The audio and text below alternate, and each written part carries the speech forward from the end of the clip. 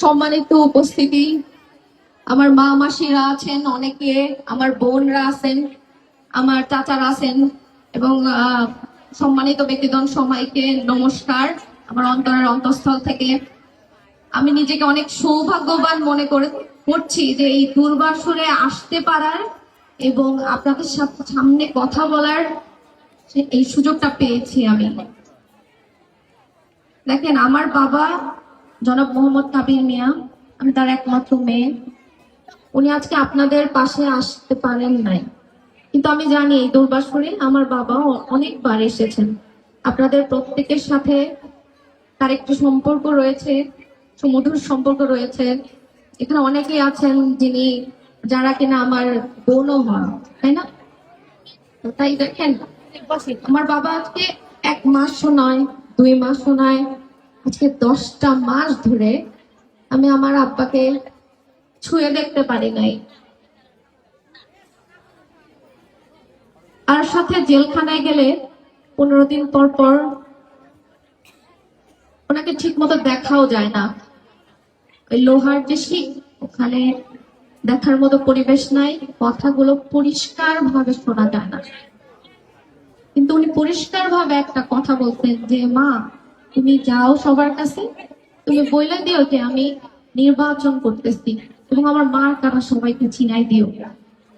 এবং দেখেন, তার বিশ্বাস যে আপনারা যদি মার্কা জানেন তাহলে এই 12 তারিখে আপনার সেই মার্কায় মানে ট্রাক প্রতীকে তাকে ভোট দিয়ে জয়যুক্ত করে জেলখানা থেকে বের করে আনতেন। এবং দেখেন, একটা মানুষ জেলখানায় বসে ভাবতে পারে, জনতার উপর এত বিশ্বাস রাখতে পারে, আমি এই জীবনে এত বছরে দেখি নাই। দেখেন, আমি আপনাদের সামনে এসে কথা বলতেছি, আমার কোনো যোগ্যতা নাই, কোনো যোগ্যতা নাই। আমি শুধুমাত্র আমার আব্বা কি বার্তা দিচ্ছে আপনাদের জন্য সেটা বলতে পারি। আর আমি ব্যক্তিগত ভাবে আমি চাই আপনাদের সবার কাছে ভোটটা ভিক্ষা চাই আমার বাবার জন্য। আমার বাবাকে যখন আমি দেখি যে উনি ঠিক মতো খাইতে পারেন না, খেতে কষ্ট পায়, ওনার ডায়াবেটিস মাপার মতো কোনো ভালো ব্যবস্থা হয় না, উনি রোগা হয়ে গেছেন, যেখানে উনি কাপড়টা পরেন ফুল হাতা যাতে কেউ বুঝতে না পারে যে উনি রোগা হয়ে গেছেন। বলে না কখন আমার কষ্ট হইতেছে, কিন্তু আমার বুকটা ফেটে কান্না আসে যে আব্বা আপনারে তো বসায় খাওয়াইতে পারি না, আপনি তো বসায় আমার আর খাওয়ান না, বলেন না যে মাছটা খা, মাংসটা খা, বেশি বেশি খায়, তো কেন? এই সৌভাগ্য কত দিন যে হয় না একসাথে বসে ভাত খাই না, জানি না। আর আমার আম্মা এখানে উপস্থিত আছেন, উনি এবং আমার বাবা যখন কথা বলেন সপ্তাহে একবার, শুধু কানতেই দেখি, আর কিছু দেখি না। কথা তো বলে না, খালি 2 পাশ থেকে 2জন খালি কান্না করে। আমার মা না কোনো খান ঠিক মতো, না কোনো মাছ মাংস খান, খালি চিন্তা করেন যে তোমার বাবা তো খায় না, আমি কিভাবে খাবো। এখন দেখেন, তারপরে এত কষ্ট নিয়ে কিন্তু ভোটের মাঠে আসাটা এত সহজ না, অনেক অনেক দুঃখ। কিন্তু তারপরেও যে ধারায় আসছি না, এটা বলবো যে সৃষ্টিকর্তার অনেক বড় রহমত এবং আপনাদের ভালোবাসা, এই দুইটা। আপনারা আমার আব্বাকে ভালোবাসবেন। আব্বা পরশুদিন আমার বলছে যে সবাইটা বললো যে আমার যাতে একটু পাশে রাখে, আমাদের লবণতে বাদ দিয়ে যদি বলে যে বসে খাবি, আমরা চট বেসাই দিলেও আমি খাবো, বিছানায় বসতে দিলেও খাবো, মাটিতে বসতে দিলেও খাবো। তাই আমি সবার কাছে বলি যে আমার আব্বাকে আপনারা আপনাদের পাশে রাখেন, আর কিচ্ছু চাই না, আর কিছুই চাই না। আর আমার আব্বাকে একবার দেখার সুযোগ দিয়ে, সামনে থেকে ছোঁয়ার সুযোগ দিয়ে, পাশে বসার সুযোগ দিয়ে না, আমাদের হইতে পারে সেটা মাসে একবার, আমরা অনেক দূরে থাকি, মাঝে মধ্যে আসি। আপা সবসময় আপনাদের মধ্যেই থাকতেন, গত 2বার উপজেলা চেয়ারম্যান নির্বাচন যখন হয়েছে।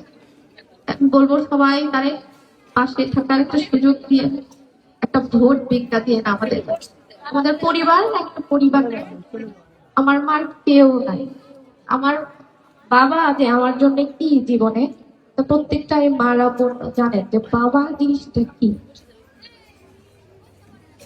এই সবাইকে বলবো যে আমার আপনার জন্য যারা যারা তাকে ভালোবাসে, তারা আমার আব্বাকে ফিরায় নেয় জেল থেকে এই 12 তারিখ ফিরায় নেন। এই 10 মাসে আমার আব্বাকে অনেক চেষ্টা করতে ছাড়ানোর, কোনোভাবে আমার আব্বাকে ছাড়াইতে পারি নাই, কোনোভাবেই ছাড়াইতে পারিনি। তাই বলবো যে সবাই আমাদের একটু সহযোগিতা করেন। আমি জানি আপনারা আমার বাবাকে ভালোবাসেন, তাকে এতবার ভোট দিচ্ছেন। আর আমার আব্বা এবং আমাদের পরিবার সারা জীবন আপনাদের জন্য থাকবে, সারা জীবন আপনাদের জন্য কাজ করবেন। আপনারা আমাদের কষ্ট বুঝতে পারবেন বলে আমি আশা করি, এবং একজন সৎ মানুষ আমাদের মুকসুদপুর কাশিম নির্বাচিত হন এই 12 তারিখে। আমি বলবো সবাই আমার আব্বার জন্য একটা ভোট ভিক্ষা দিন, আর কিছু চাই না। আমার মার মুখে একটু হাসি দেখতে চাই। সে তার স্বামীকে সবসময় কাছে চায় না, কিন্তু চায় যে তার স্বামী যেন সুস্থভাবে ওই কারাগারে না, মানে মানুষের মধ্যে থাকুক, ভালো খাওয়া দাওয়া করুক, সবার জন্য কাজ করুক। জেলখানার জীবন ওইটা কোনো জীবন না। যাই হোক, সবাই ভুল ত্রুটি হলে ক্ষমা করবেন, আর আমার আপনার জন্য অনেক অনেক আশীর্বাদ করবেন, যাতে তিনি আপনাদের মাঝে ফিরে আসতে পারবেন। আর সেটা ফিরে আসার জন্য একটাই বড় প্রতিবাদ, সেটা হচ্ছে 12 তারিখের ভোট, ট্রাক মার্কায় ভোট। ধন্যবাদ।